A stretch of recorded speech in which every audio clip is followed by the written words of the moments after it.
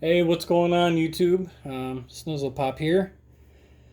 Just got home from work not too long ago, and pulling into the garage, looked over at the mailbox and saw, bam, nice little stack of comics waiting for me. Not quite sure what's in there. I think it's probably a combination of some specs, from San Diego Comic Con just got done not long ago, so trying to jump on some stuff there that I heard announced, and probably some smaller independent comics that I didn't think my LCS would get, so I wanted to get on those as well because they look like interesting reads. So, yeah, looks like that first one, Fragile, must be from France. So, yeah.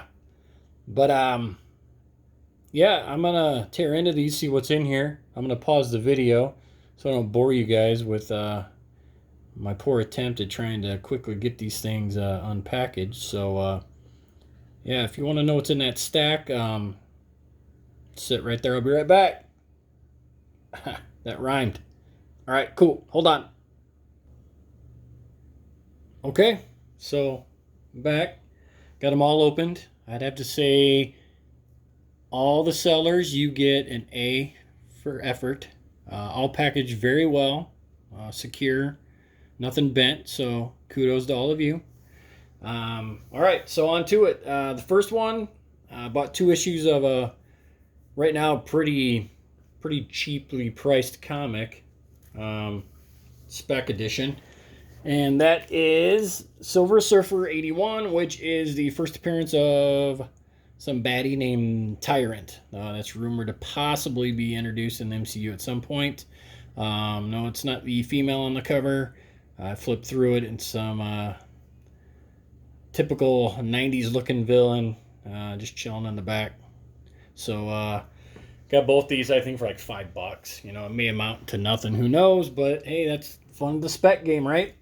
So, all right, the next one, actually, the next two, is a case of me suffering from FOMO. And if you're watching this video, I'm sure at some point you have also suffered from that illness. And so the first one is from Aftershock Comics, Knights Temporal. Read the preview on this thing a couple days ago, and it looked really interesting. Didn't think my LCS would get it in time, or if he got any in, so I just went ahead and ordered one the other day. And then, of course, I go there yesterday, and he's got a copy. He actually held one for me. He thought, hey, this might be something you like. Well, he was right. So I have 2 copies now, which is fine. If it happens to blow up, I've got one I can maybe flip for a little bit of profit. But I really enjoyed the story on that in the first issue. So the other case of FOMO I had actually did pan out in my favor, and that is Miss Marvel number 5. The introduction of a new costume for her, which it's like a symbiote or nanobites or something, I don't know. But ordered this one, and I lucked out because my comic shop did not order in any Miss Marvel. He said nobody has it on their pull list, so he didn't get any. So good call by Snizzle Pop there. Next is a comic that recently got optioned that I've heard wonderful things about. And I found a really good deal. It's one of those, again, a case where you happen to be on eBay late at night, and you just happen to see an auction ending. And so I'm talking about Farmhand number 1. I think I end up getting this thing with shipping for like $10. So I think they're around 25 now. So I jumped on it. I'm really glad to add that to my collection as well. The next one happens to be a variant. I have the standard copy. I read that. I was really impressed with that. So did some digging and found out that there was a variant, I think 500 print count variant, and I went and scooped that up, and I'm talking about Reaver number 1. Even the main cover is awesome. But I really love this wanted poster. that has all 6 of the main characters in it. I just really like that. So yeah, paid a little bit for it, but really like the story so far, and there's just something about that cover. I just really like it.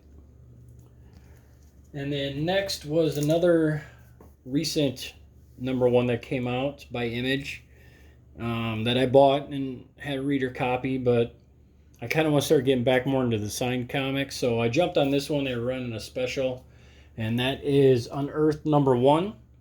And that is signed by all 3 of the names that you see up there, Cullen Bunn, Kyle Stram, and Baltimore Rivas.